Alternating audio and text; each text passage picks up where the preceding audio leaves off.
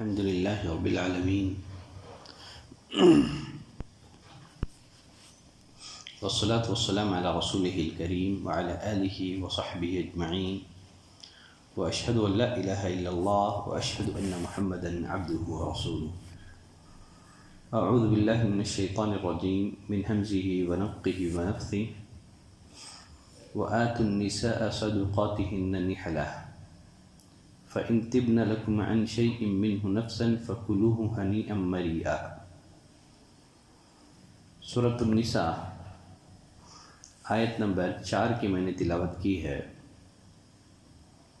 اس آیت کریمہ میں اللہ نے فرمایا اور عورتوں کو ان کے مہر راضی خوشی دے دو۔ ہاں اگر وہ خود اپنی خوشی سے کچھ مہر چھوڑ دیں تو اسے شوق سے جشتا پشتا کھاؤ پیو۔ اس آیت کریمہ میں مہر کے احکام بیان کیے گئے ہیں۔ مہر کا مقرر کرنا صرف مذہب اسلام کی خصوصیت ہے۔ اسلام کے علاوہ دنیا کے کسی بھی مذہب میں نکاح کے ساتھ مہر کو مقرر نہیں کیا گیا ہے۔ مہر کا فائدہ یہ ہے کہ اگر خاوند بیوی کو طلاق دے دے تو دوسری جگہ نکاح ہونے تک اس کے پاس کچھ رقم رہے گی جس کے ذریعے سے وہ خود اپنی کفالت کر سکے گی۔ اسلام میں مہر کی مقدار متعین نہیں کی گئی ہے، نہ کم مہر کی نہ زیادہ مہر کی۔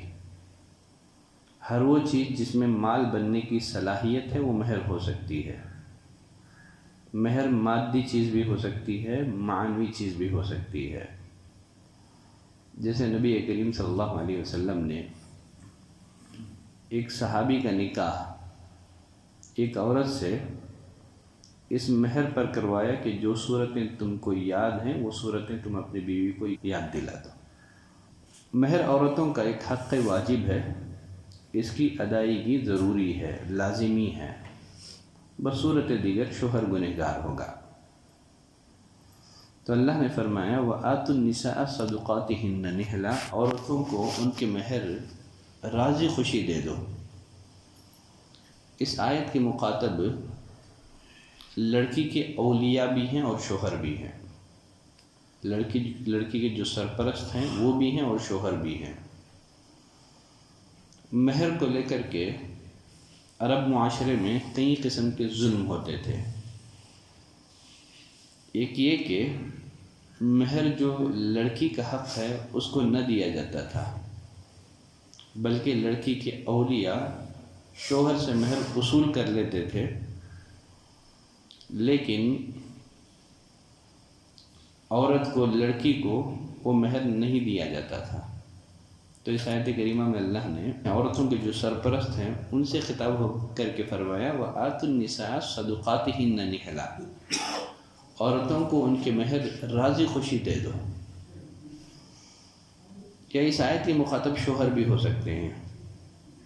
گویا شوہروں کو حکم دیا جا رہا ہے کہ عورتوں کا حق مہر نہ کھا جاؤ، یا شوہروں کو حکم دیا جا رہا ہے کہ بیویوں کا جو حق مہر ہے وہ بیویوں کے حوالے کرو، کسی دوسروں کے حوالے مت کرو۔ اس آیت کریمہ میں مزید اللہ نے فرمایا وَآتُوا النِّسَاءَ صَدُقَاتِهِنَّ نِحْلَةً، عورتوں کو ان کے مہر نہلا سے ادا کرو۔ نہلا عربی لغت میں اس دینے کو کہتے ہیں جو خوش دلی کے ساتھ دیا جائے۔ مہر کو لے کر کے اور ایک ظلم یہ بھی ہوتا تھا کہ اگر کوئی اپنی بیوی کو مہر دے بھی دیتا وہ تنگ دلی سے دیتا تھا، ایک بوجھ سمجھ کر کے، ایک تاوان سمجھ کر کے مہر دیا کرتا تھا، تلخی کے ساتھ دیتا تھا، بادل ناخواستہ دیتا تھا۔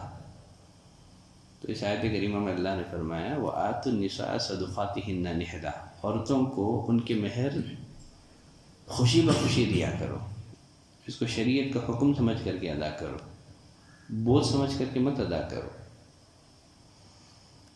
پھر آگے اللہ نے فرمایا فَإِن طِبْنَ لَكُمْ عَنْ شَيْءٍ مِّنْهُ نَفْسًا فَكُلُوهُ هَنِيًّا مَرِيًّا۔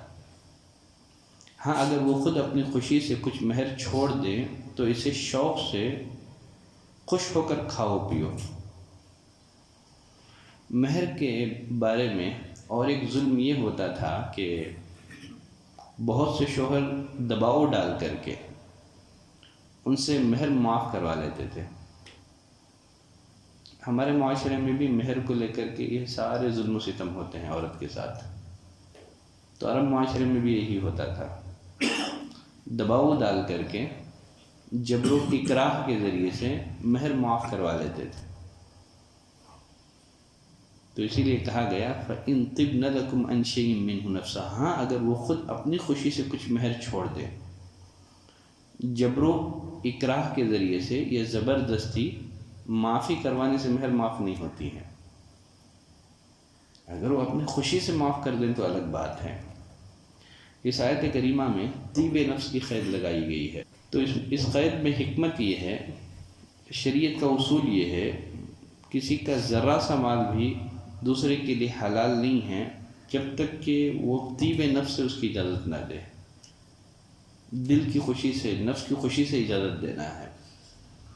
جیسے ایک حدیث میں نبی کریم صلی اللہ علیہ وسلم نے فرمایا الا لا تظلموا، خبردار ظلم نہ کرو، الا لا يحل مال امرئ مسلم الا بطیب نفس منه، اچھی طرح سے یاد رکھ لو، کسی شخص کا مال دوسرے شخص کے لیے حلال نہیں ہے جب تک کہ اس کے نفس کی خوشی سے حاصل نہ ہو۔ مہر کی رقم بیوی کے حوالے کرنے کے بعد اگر وہ اپنی خوشی سے بغیر کسی دباؤ کے اپنی مہر تم کو دے دیں فَكُلُوهُ هَنِيًّا مَرِيًّا، اللہ نے فرمایا تب کوئی حرج نہیں ہے، خوشی سے کھاؤ۔ تو غرض آج کے لیے ایک آیت کریمہ کافی ہے۔ سبحانک اللہم و بحمدک، اشہد ان لا الہ الا انت، استغفرک و اتوب الیک۔